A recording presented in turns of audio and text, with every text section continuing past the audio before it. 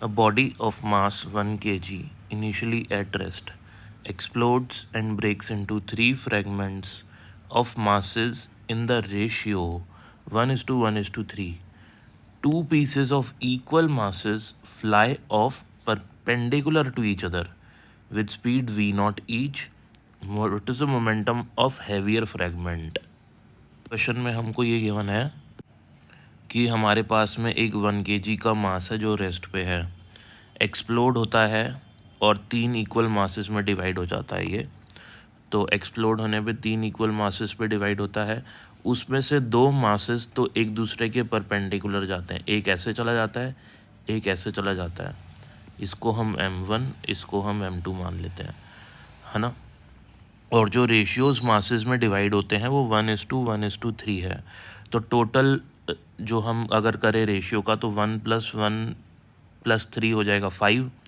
तो m1 की जो वैल्यू आएगी, मतलब फर्स्ट का जो मास होएगा वो होएगा 1/5। ऐसे ही 2 का जो मास होगा सेकंड वाले का वो आएगा, क्योंकि रेशियो 1 है तो 1/ टोटल जो इनका रेशियो डिवीजन है वो उसका सम है 1 + 1 + 3। ऐसे ही जो रेशियो का सम है वो डिनोमिनेटर में, और थर्ड रेशियो है 1:1:3 में, तो 3/5 आ जाएगा हमारे पास m3 की वैल्यू। अब क्वेश्चन ये बोला है कि इसमें से जो इक्वल मासेस है ना, यानी कि m1 और m2 वो एक दूसरे के परपेंडिकुलर जाते हैं राइट। तो हमको जो तीसरा मास है उसका मोमेंटम निकालना है। तो डियर स्टूडेंट्स होगा क्या, जब ये वाला मास ऐसे जाएगा, ये वाला मास ऐसे जाएगा, तो थर्ड वाले मास की डायरेक्शन हमको पता लगानी है। क्योंकि यहाँ पे कोई एक्सटर्नल फोर्स नहीं लग रहा है, इसलिए टोटल इनिशियल मोमेंटम बराबर होगा टोटल फाइनल मोमेंटम के। और इनिशियली जो टोटल मास था m1 kg वाला वो रेस्ट पे था, इसलिए इनिशियल मोमेंटम होगा 0, तो फाइनल मोमेंटम भी 0 के बराबर ही होगा, राइट। अब फाइनल मोमेंटम डियर स्टूडेंट 0 कब होगा? फाइनल मोमेंटम 0 कब तब होगा जब ये वाला मास और ये वाला मास, इन दोनों का मोमेंटम इक्वल होगा, क्योंकि इन दोनों के मास भी इक्वल हैं। यहाँ मैंने डायग्राम बना रखा है, ये 1 kg वाला मास था, इसमें से एक मास चला गया राइट साइड पे, लेट अस सपोज, और एक मास चला गया ऊपर, दोनों के मास सेम है। अब जो तीसरा मास है ना, जो तीसरा मास है m3 वाला, 3/5 kg वाला, वो जाएगा इनके जस्ट इस डायरेक्शन में।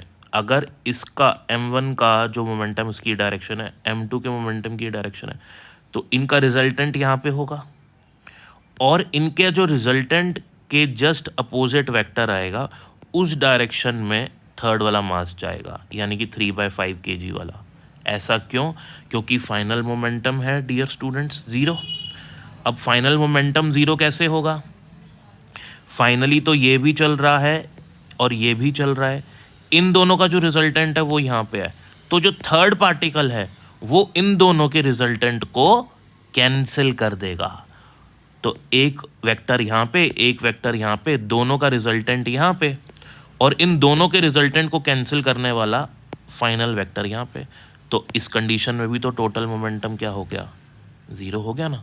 तो वो तभी हो पाएगा जब इन दोनों के मोमेंटम का रिजल्टेंट जो थर्ड मास है उसके इक्वल और अपोजिट डायरेक्शन में होगा।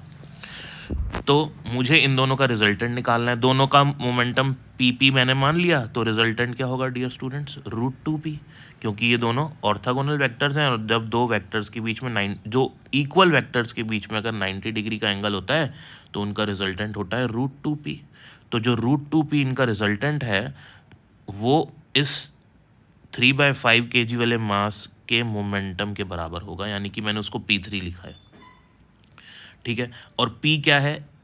p इस m वाले मास का मोमेंटम, जो कि mass into velocity 1/5 v0।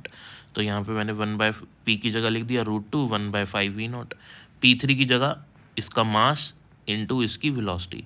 Solve करने पे मेरे पास p3 वाले पार्टिकल की वेलोसिटी आ गई, मुझे चाहिए p3 वाले पार्टिकल का मोमेंटम। तो मोमेंटम होगा मास जो कि 3/5 है, वेलोसिटी निकाल चुके हैं, वैल्यू सब्सटीट्यूट करने के बाद हमारे पास फाइनल आंसर आ जाएगा √2 v0/5। Thank you for watching.